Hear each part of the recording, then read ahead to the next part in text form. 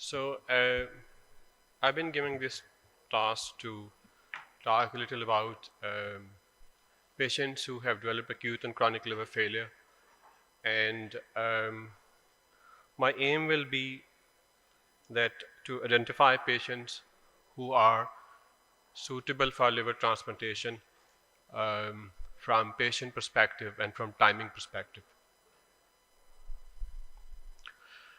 So as we all know, acute and chronic liver failure is actually exacerbation of chronic liver disease as a result of an acute event, which usually is infection, which can be UTI, which can be SPP, or somewhere else.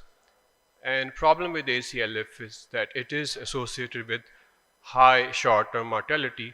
So we have to manage these patients appropriately and have to refer them in time for liver transplantation if possible. ACLF is described by various scoring or grading systems. One of the commonest is ESL Cliff scoring system, which basically describes patients who have single organ failure, usually associated with renal impairment, hepatic encephalopathy or ascites, and they call them as grade 1 patients. And grade 2 are the patients who have two organ failure, at least 2 organ failures, whereas grade 3 is 3 or more organ failure. Asian Pacific Association describe them a little differently. They say that if a patient has deteriorated with history of chronic liver disease within a span of 4 weeks, and if they have a combination of hyperbilirubinemia with renal impairment, they would call that patient to have ACLF. And WGO, which is World GI Organization, they have more or less similar definition. So when we allocate organs to, especially in cadaveric liver transplant setting, when we allocate organs for transplant recipients, we use certain scoring system to predict their mortality. And patients who have higher scores or higher risk of mortality, they are offered those organs. So for standard chronic liver disease patients, we know that MELD score is commonly used, and the normal cutoff for MELD for putting patients on waiting list for liver transplantation is 15 or above. A newer version of MELD, which is a little better in predicting mortality, is MELD sodium. Child-Pugh is not now used anymore, has been used in the past. So, but these scoring systems are used to predict mortality for chronic liver disease patients. However, the new scoring systems, which are particularly used for ACLF, they are better in terms of sensitivity and specificity as compared to MELD score. So that is why whenever we have a patient with diagnosed ACLF, it is preferred that you grade them according to newer scoring systems such as Cliff scoring system. In these systems, what you do is you measure certain numbers such as bilirubin, their creatinine clearance, their neurological status, their coagulation, circulation, and respiratory system. And then you put certain scores for them. And usually if the score is higher than 6, they are predicted to be high-risk patients. So what happened in ACLF? Patients with ACLF, they have multi-organ involvement. Usually they have cirrhotic cardiomyopathy, their immune system is compromised, they will have renal insufficiency, they will have barrier dysfunction in the intestine leading to infections, and they are usually frail, and they have significant weight loss. And in terms of clinical and biochemical parameters, all these problems reflect in the form of encephalopathy, respiratory failure. They need vasopressor support for their heart. They usually have hyperbilirubinemia more than 12. They are coagulopathic. They may need dialysis because of renal impairment. So they are really sick patients. And if we look into common precipitating factors, so that we know when we are dealing with chronic liver disease patients, we should know about those precipitating factors so that we can treat them immediately before they develop ACLF. And the commonest of them is a proven bacterial infection, followed by GI bleed, encephalopathy, and sometimes is the hepatic toxicity either related to alcohol or other drugs. So what will happen if we treat these patients medically without transplantation? The results are really poor. So if they have grade 1 to grade 3 cliff scoring, so for grade 1 patient, they will have 40% mortality in 3 months. Whereas in grade 3, it will go up to 80% mortality in 3 months. So you really can't leave these patients alone on medical therapy because the mortality is too high in 3 months' time. This is a sort of similar picture you can see here. Gray ones are the grade 3 and they have highest 3 months mortality in those studies. So what will happen if you optimize them and if you offer them transplantation? The results are dramatically changed. You can see that you can have even up to 80% 1-year survival in those sick patients if they receive transplantation in time. So this is again figure showing that even with ACLF3, you can have 1-year survival of 80% after transplantation. So yes, all of them, if possible, if there are no contraindication, if there are no other adverse factors, they will definitely benefit from transplantation. Now, problem with these patients is that majority of them are not suitable for transplantation when they present. So that is why traditionally we give them sort of a window period. We assess them with the help of those window periods when we are deciding about transplantation. Usually, for example, in this category A, you have received this patient here, not transplantable because of a lot of medical issues going on. But if you have optimized them, if they recover quickly, that's the window created for transplantation, should be referred straight away for the assessment.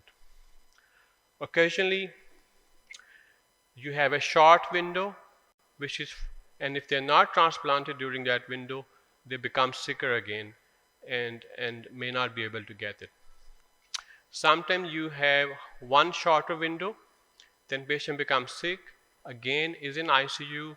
You may be able to make them a little better with another window, but you have to remember that this window is always going to be better than this window because all of the problems which he will develop while staying in hospital and in ICU.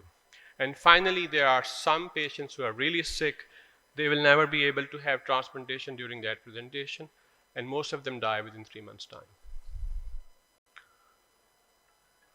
So when we are assessing those patients, we have to keep certain things in mind, especially patient-related factors and factors related to their admission in ICU, that how suitable they are for transplantation. So elderly patient with diabetes, patient who are obese, patient with cardiovascular risk factors and other medical risk factors, patients with frailty who are really malnourished as sarcopenia, patient with portal vein thrombosis, and cardiac myopathy. All these are high-risk patients. So you have to keep all these factors in mind when you're deciding about transplanting them.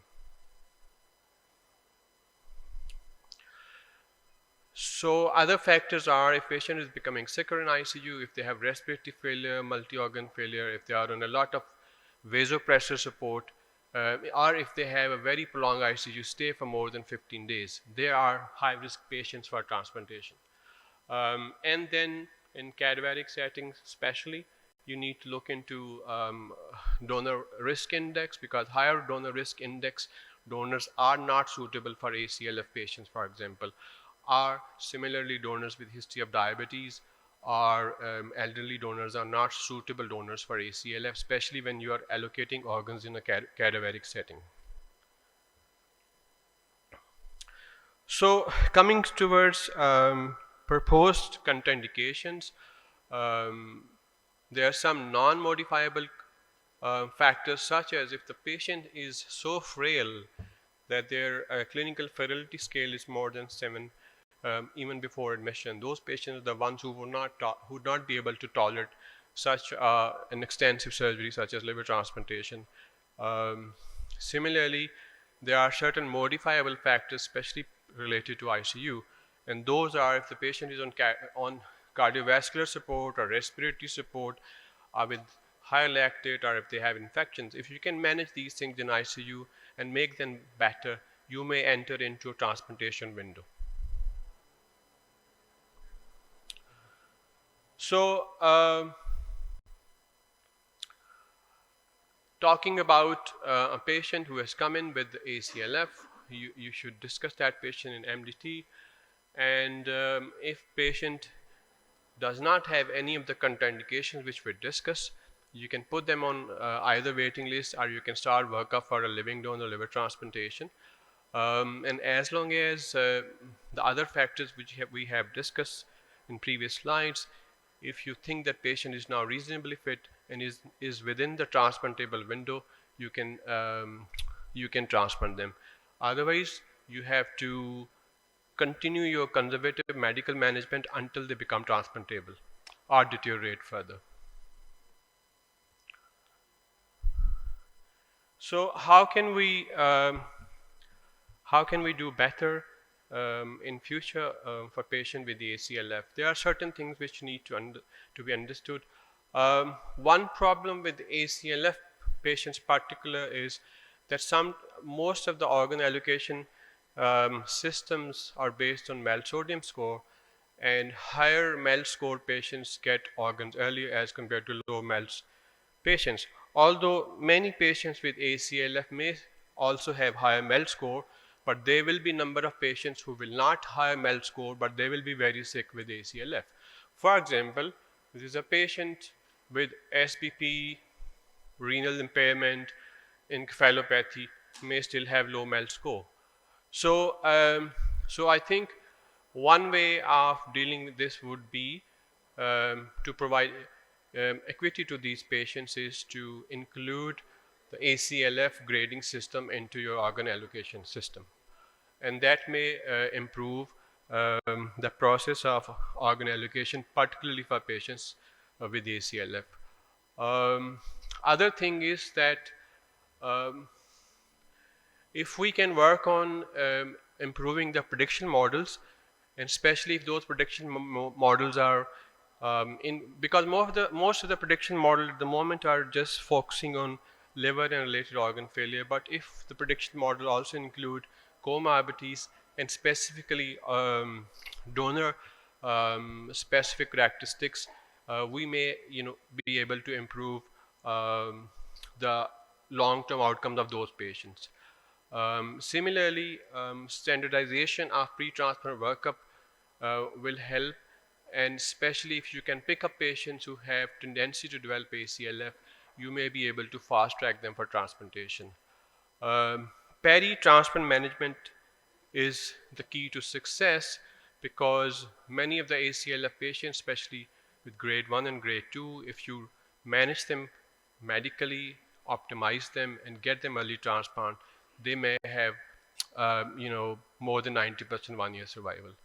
And similarly, those patients who have come in with grade 3, if you work on their optimization, you may be able to save many patients, improve their medical management, and put them back into transplantation window. So,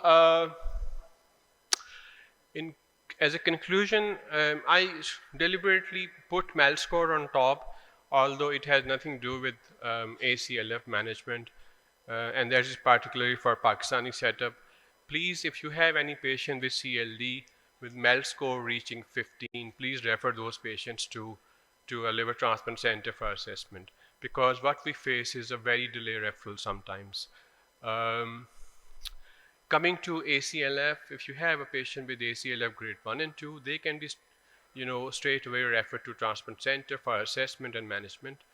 Patient with ACLF grade 3, you should focus on managing those patients with a viewpoint, as long as there is no absolute contraindication, with a viewpoint of pushing them back towards transplantable window, and if they do, please refer them to liver transplant center.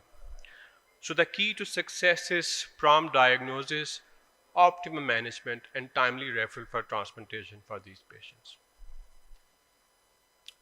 So I'll just take 1 minute opportunity here. This is our transplantation meeting. I think most of the colleagues sitting here were part of the meeting last year, and this meeting is now coming on 17th and 18th of October in the same hotel here in Nishat. So I invite all of you to please join us. Thank you, and this is my team.